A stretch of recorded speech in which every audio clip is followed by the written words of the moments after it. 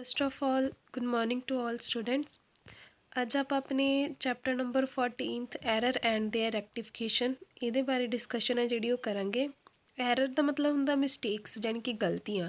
ਰੈਕਟੀਫਿਕੇਸ਼ਨ ਦਾ ਹੁੰਦਾ ਮਤਲਬ ਕਿ ਇਹਨਾਂ ਨੂੰ ਸੁਧਾਰ ਕਰਨਾ ਹੈ। ਇਹ ਆਪਣਾ 14th ਚੈਪਟਰ ਆ। ਇਹਦੇ ਵਿੱਚ ਆਪਾਂ ਜਿਹੜੇ ਕਨਸੈਪਟ ਅੱਜ ਉਹਨਾਂ ਨੂੰ ਅੱਗੇ ਕੰਟੀਨਿਊ ਦੇਖਾਂਗੇ ਵੀ ਕੀ ਇਹਦੇ ਵਿੱਚ ਐਰਰਸ ਹੋਣਗੇ ਅਕਾਊਂਟਿੰਗ ਦੇ ਵਿੱਚ ਅਤੇ ਕਿਹੜੀਆਂ ਰੈਕਟੀਫਿਕੇਸ਼ਨ ਆ ਜਿਹੜੀਆਂ ਉਹ ਕੀਤੀਆਂ ਜਾਣਗੀਆਂ। ਫਸਟ ਆਫ ਆਲ ਹੈ ਆਪਣੇ ਕੋਲੇ ਮੀਨਿੰਗ। ਐਰਰਸ ਹੁੰਦੇ ਕੀ ਆ? ਅਕਾਊਂਟਿੰਗ ਦੇ ਵਿੱਚ ਐਰਰਸ ਦਾ ਮਤਲਬ ਹੁੰਦਾ ਏ ਉਹ ਵਾਲੀਆਂ ਗਲਤੀਆਂ, ਉਹ ਮਿਸਟੇਕਸ ਜਦੋਂ ਵੀ ਕਿਸੇ ਜਦੋਂ ਉਹਨਾਂ ਨੇ ਕੋਈ ਰਿਕਾਰਡ ਕਰਨੀ ਹੁੰਦੀ ਹੈ ਟ੍ਰਾਂਜੈਕਸ਼ਨ, ਕੋਈ ਵੀ ਜਿਹੜੀ ਅਮਾਊਂਟ ਆ ਲਿਖਣੀ ਹੁੰਦੀ ਆ ਉਹਨੂੰ ਰਿਕਾਰਡ ਕਰਦੇ ਸਮੇਂ ਜਿਹੜੀ ਉਹਨਾਂ ਤੋਂ ਹੋ ਜਾਂਦੀ ਹੈ। ਸੋ ਇਹ ਜਿਹੜੀਆਂ ਐਰਰਸ ਹੁੰਦੇ ਆ ਇਹ ਕੰਪਨੀ ਦੇ ਵਿੱਚ ਬਹੁਤ ਸਾਰੀਆਂ ਪ੍ਰੋਬਲਮਸ ਆ ਜਿਹੜੀਆਂ ਕ੍ਰੀਏਟ ਕਰ ਦਿੰਦੇ ਆ। ਇਹ ਐਰਰਸ ਆ ਜਿਹੜੇ ਉਹ ਕੰਪਨੀ ਦੇ ਵਿੱਚ ਜਿਹੜੇ ਬੈਲੈਂਸ ਆ ਉਹਨਾਂ ਨੂੰ ਕੀ ਆ ਇੰਬੈਲੈਂਸ ਕਰ ਦਿੰਦੇ ਆ, ਖਰਾਬ ਕਰ ਦਿੰਦੇ ਆ। ਸੋ ਐਨ ਅਕਾਊਂਟਿੰਗ ਐਰਰ ਮੀਨਸ ਆ ਮਿਸਟੇਕ, ਜੋ ਕਿ ਇੱਕ ਗਲਤੀ ਹੁੰਦੀ ਹੈ ਜਦੋਂ ਵੀ ਕਿਸੇ ਵੀ ਟ੍ਰਾਂਜੈਕਸ਼ਨ ਨੂੰ ਰਿਕਾਰਡ ਕੀਤਾ ਜਾਂਦਾ ਅਕਾਊਂਟਸ ਦੀਆਂ ਬੁੱਕਸ ਦੇ ਵਿੱਚ।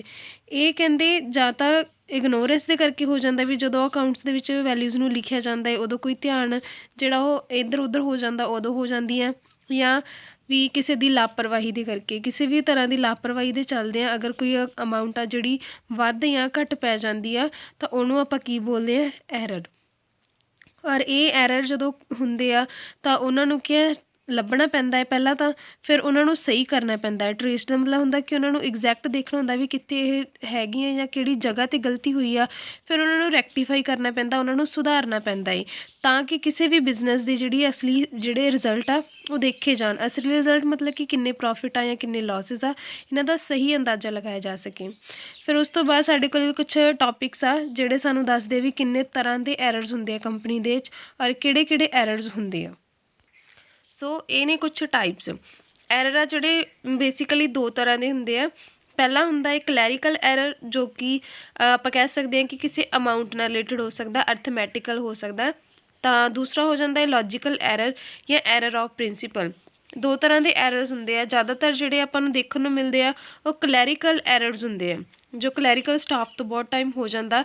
ਕਈ ਵਾਰੀ ਤਾਂ ਜਿਹੜੀ ਵੈਲਿਊ ਆ ਉਹ ਪੂਰੀ ਦੀ ਪੂਰੀ ਆਪਾਂ ਲਿਖਦੇ ਹੀ ਨਹੀਂ ਆ, ਜਾਂ ਅੱਧੀ ਲਿਖ ਲੈਂਦੇ ਹਾਂ ਜਾਂ ਪੂਰੀ ਆਪਾਂ ਛੱਡ ਦਿੰਦੇ ਹਾਂ, ਭੁੱਲ ਜਾਂਦੇ ਹਾਂ, ਲਿਖਣੀ ਰਹਿ ਜਾਂਦੀ ਆ। ਫਿਰ ਕੋਈ ਕਮਿਸ਼ਨ ਆ ਉਹਦੀ ਐਂਟਰੀ ਜਿਹੜੀ ਅਸੀਂ ਪਾਉਣੀ ਰਹਿ ਜਾਂਦੀ ਆ, ਠੀਕ ਹੈ, ਜਾਂ ਇਗਨੋਰ ਕਰ ਦਿੰਦੇ ਆ।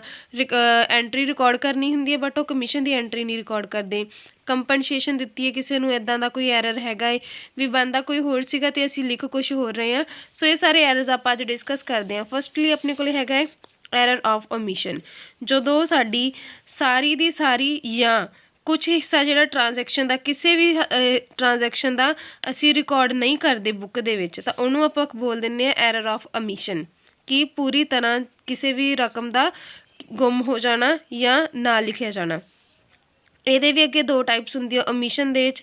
ਇੱਕ ਤਾਂ ਹੁੰਦੀ ਆ ਪਾਰਸ਼ਲੀ ਯਾਨੀ ਕਿ ਅੱਧੀ, ਇੱਕ ਹੁੰਦੀ ਹੈ ਕੰਪਲੀਟ। ਪਾਰਸ਼ਲੀ ਦੇ ਵਿੱਚ ਕੀ ਹੁੰਦਾ ਕਿ ਕੁਛ ਹਿੱਸਾ ਰਹਿ ਗਿਆ, ਯਾਨੀ ਕਿ ਅਮਾਊਂਟਸ ਲਿਖਦੇ ਪਏ ਸੀ ਉਹਦੇ ਵਿੱਚੋਂ ਇੱਕ ਦੋ ਚੀਜ਼ਾਂ ਰਹਿ ਗਈਆਂ ਤਾਂ ਉਹਨੂੰ ਆਪਾਂ ਪਾਰਸ਼ਲੀ ਬੋਲ ਦਿੰਦੇ ਹਾਂ।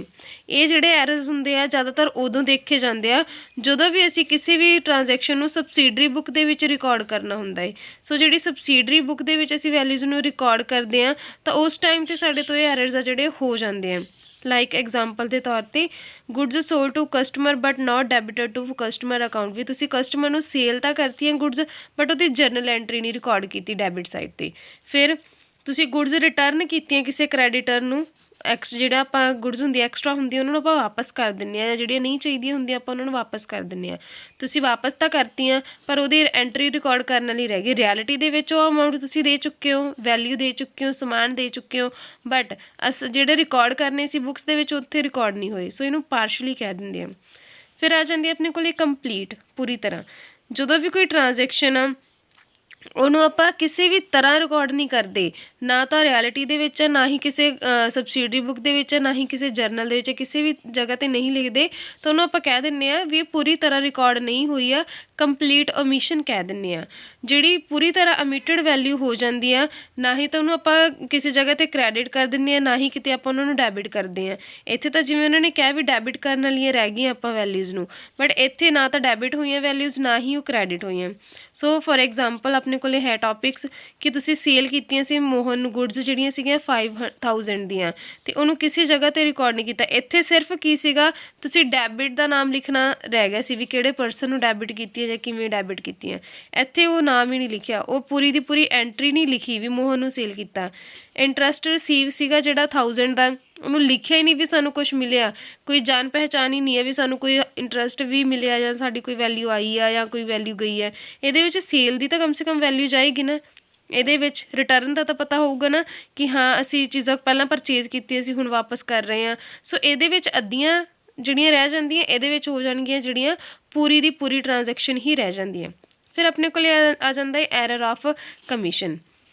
ਹਾਂ, ਜਿਹੜੇ ਇਹ ਐਰਰ ਆ ਜ਼ਿਆਦਾਤਰ ਕੀ ਆ, ਇਗਨੋਰੈਂਸ ਦੇ ਕਰਕੇ ਆ ਜਾਂਦੇ ਆ। ਜਦੋਂ ਆਪਾਂ ਕਿਸੇ ਵੀ ਚੀਜ਼ ਨੂੰ ਅਣਗਹਿਲਾ ਕਰ ਦਿੰਦੇ ਹਾਂ, ਇਗਨੋਰ ਕਰ ਦਿੰਦੇ ਹਾਂ, ਦੇਖਣਾ ਛੱਡ ਦਿੰਦੇ ਹਾਂ, ਪ੍ਰੋਪਰਲੀ ਧਿਆਨ ਦੇਣਾ ਛੱਡ ਦਿੰਦੇ ਹਾਂ, ਤਾਂ ਇਹ ਜਿਹੜੀ ਲਾਪਰਵਾਹੀ ਹੁੰਦੀ ਆ ਇਹ ਜ਼ਿਆਦਾਤਰ ਕਲੈਰੀਕਲ ਸਟਾਫ ਵੱਲੋਂ ਦੇਖਣ ਨੂੰ ਮਿਲਦੀ ਹੈ, ਕਿਉਂਕਿ ਕਈ ਵਾਰੀ ਉਹਨਾਂ ਕੋਲੇ ਜਿਹੜੀਆਂ ਵੈਲਿਊਜ਼ ਆ ਉਹ ਸਿਰਫ ਔਰ ਸਿਰਫ ਉਹਨਾਂ ਦੀ ਇਗਨੋਰੈਂਸ ਔਰ ਨੈਗਲੀਜੈਂਸੀ ਕਰਕੇ ਹੀ ਰਹਿ ਜਾਂਦੀਆਂ।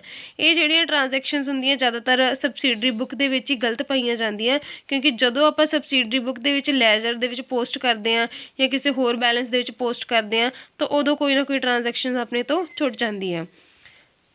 ਕਿਹੜੀਆਂ ਗਲਤੀਆਂ ਹੋਣ ਦੇ ਚਾਂਸਿਸ ਜ਼ਿਆਦਾ ਹੁੰਦੇ ਆ, ਜਿਵੇਂ ਕੋਈ ਵੀ ਗਲਤ ਅਮਾਊਂਟ ਆ ਜਿਹੜੀ ਸਬਸਿਡਰੀ ਬੁੱਕ ਦੇ ਵਿੱਚ ਲਿਖੀ ਜਾਣੀ ਵੀ ਤੁਸੀਂ ਮੋਹਨ ਨੂੰ ਕੀਤੀਆਂ ਤਾਂ 500 ਦੀਆਂ ਚੀਜ਼ਾਂ ਸੇਲ ਸੀ ਬਟ ਲਿਖ 50 ਦੀਆਂ ਦਿੱਤੀਆਂ। ਬਹੁਤ ਵਾਰੀ ਇੱਦਾਂ ਹੁੰਦਾ ਹੈ ਕਿ ਤੁਸੀਂ 1 0 ਆ ਜਿਹੜੀ ਉਹ ਲਿਖਣੀ ਭੁੱਲ ਜਾਂਦੇ ਹੋ ਜਾਂ ਇੱਕ ਵੱਧ ਲਗਾ ਦਿੰਦੇ ਹੋ, 500 ਦੀ ਬਜਾਏ ਅਗਰ 1000 ਲਿਖਤਾ ਹੋਇਆ ਤਾਂ ਵੀ ਉਹ ਗਲਤ ਰਿਕਾਰਡ ਹੋ ਜਾਣਗੇ ਔਰ ਕੈਸ਼ ਜਿਹੜਾ ਉਹ ਚੇਂਜ ਆਊਗਾ। ਫਿਰ ਕੋਈ ਵੀ ਟ੍ਰਾਂਜੈਕਸ਼ਨ ਆ ਜਿਹੜੀ ਉਹ ਤੁਸੀਂ ਰਿਕਾਰਡ ਕਰਤੀ, ਗਲਤ ਰਿਕਾਰਡ ਕਰਤੀ, ਤੁਸੀਂ ਇਹਦੇ ਵਿੱਚ ਕੀ ਆ ਇੱਥੇ ਤਾਂ ਜਿਵੇਂ ਸੇਲ ਕੀਤੀ ਸੀ ਤੁਸੀਂ ਅਮਾਊਂਟ ਗਲਤ ਪਾਤੀ, ਠੀਕ ਹੈ। ਹੁਣ ਜਿਹੜਾ ਸੈਕਿੰਡ ਗਲਤੀ ਕੀ ਹੋ ਸਕਦੀ ਆ ਵੀ ਖਰੀਦੀਆਂ ਸੀ ਤੁਸੀਂ ਗੁੱਡਸ ਬਟ ਤੁਸੀਂ ਪਾ ਕਿੱਧਰ ਦਿੱਤੀਆਂ, ਸੇਲ ਵਾਲੀ ਸਾਈਡ। ਖਰੀਦਣਾ ਅਤੇ ਵੇਚਣਾ ਬਹੁਤ ਅਲੱਗ-ਅਲੱਗ ਜਿਹੜੇ ਟੌਪਿਕਸ ਆ, ਤੁਸੀਂ ਚੀਜ਼ਾਂ ਖਰੀਦ ਰਹੇ ਹੋ ਤਾਂ ਤੁਸੀਂ ਪਾ ਕਿੱਧਰ ਦਿੱਤੀਆਂ, ਸੇਲ ਵਾਲੀ ਸਾਈਡ, ਤਾਂ ਉਹ ਗਲਤ ਹੋ ਜਾਊਗਾ। ਤਾਂ ਇਹ ਸਾਰੀਆਂ ਜਿਹੜੀਆਂ ਰਿਕਾਰਡ ਆ ਗਲਤ ਹੋ ਜਾਂਦੇ। ਸਬਸਿਡਰੀ ਬੁੱਕ ਦੇ ਵਿੱਚ ਟ੍ਰਾਂਜੈਕਸ਼ਨ ਨੂੰ ਗਲਤ ਰਿਕਾਰਡ ਕਰਨਾ ਵੀ ਆਪਣੇ ਕੋਲ ਇਹ ਐਰਰ ਆਫ ਕਮਿਸ਼ਨ ਦੇ ਵਿੱਚ ਹੀ ਆ ਜਾਂਦਾ। ਰੋਂਗ ਕਾਸਟਿੰਗ ਇਨ ਸਬਸਿਡਰੀ ਬੁੱਕ, ਕਾਸਟਿੰਗ ਜਿਹੜੀ ਆ ਉਹ ਗਲਤ ਹੋ ਗਈ ਹੈ ਤੁਹਾਡੇ ਕੋਲੋਂ। ਹੁਣ ਇਹਦੇ ਵਿੱਚ ਉਹਨਾਂ ਨੇ ਆਪਾਂ ਨੂੰ ਐਗਜ਼ਾਮਪਲ ਦੇ ਵਿੱਚ ਬਹੁਤ ਹੀ ਕਲੀਅਰਲੀ ਅੰਡਰਸਟੈਂਡ ਕਰਵਾਇਆ ਹੋਇਆ ਕਿ ਤੁਹਾਡੇ ਕੋਲ ਜਿਹੜੀ ਸੇਲ ਸੀਗੀ ਡੇਲੀ ਵਿੱਚ ਉਹ ਓਵਰਕਾਸਟ ਆ ਰਹੀ ਸੀਗੀ ਬਾਈ 100, ਕਿ ਹਰ ਵਾਰੀ ਕੀ ਆ 100 ਦਾ ਘਾਟਾ ਪੈ ਰਿਹਾ ਸੀਗਾ, ਬਟ ਤੁਸੀਂ ਉਹਨੂੰ ਕੀ ਕਰਤਾ ਵੀ ਨਹੀਂ ਸਾਨੂੰ ਤਾਂ ਹਰ ਰੋਜ਼ ਫਾਇਦਾ ਹੋ ਰਿਹਾ, 100 ਦਾ ਵਾਧਾ ਹੋ ਰਿਹਾ।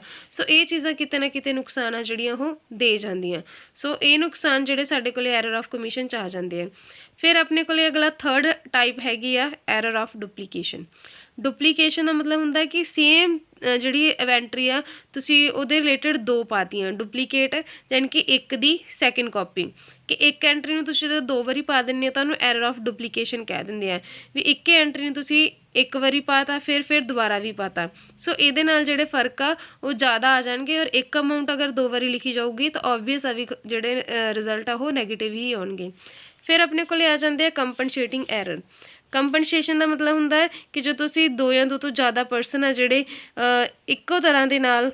ਹੁਣ ਇਹਦੇ ਵਿੱਚ ਕੀ ਹੋ ਸਕਦਾ ਕਿ ਆਪਣੇ ਕੋਲ ਜਿਹੜੇ ਟੋਟਲ ਆ ਟਰਾਇਲ ਬੈਲੈਂਸ ਦਾ ਉਹ ਇਕੁਅਲ ਆ ਜੇ। ਇਕੁਅਲ ਕਿਵੇਂ ਆ ਜਾਵੇ, ਬਹੁਤ ਵਾਰੀ ਇੱਦਾਂ ਹੁੰਦਾ ਵੀ ਇੱਕ ਅਮਾਊਂਟ ਦੂਸਰੀ ਅਮਾਊਂਟ ਨੂੰ ਆਪਣੇ ਆਪ ਐਡਜਸਟ ਕਰ ਲੈਂਦੀ ਆ ਆਪਸ ਦੇ ਵਿੱਚ, ਤਾਂ ਉਹਦੇ ਨਾਲ ਕੀ ਹੈ ਬੈਲੈਂਸ ਤਾਂ ਸਾਡਾ ਇਕੁਅਲ ਆ ਜਾਏਗਾ, ਕਿਉਂਕਿ ਸਾਨੂੰ ਗਲਤੀਆਂ ਦਾ ਪਤਾ ਕਦੋਂ ਲੱਗਦਾ ਹੈ ਜਦੋਂ ਸਾਡੇ ਬੈਲੈਂਸ ਨਹੀਂ ਬਰਾਬਰ ਆਉਂਦੇ।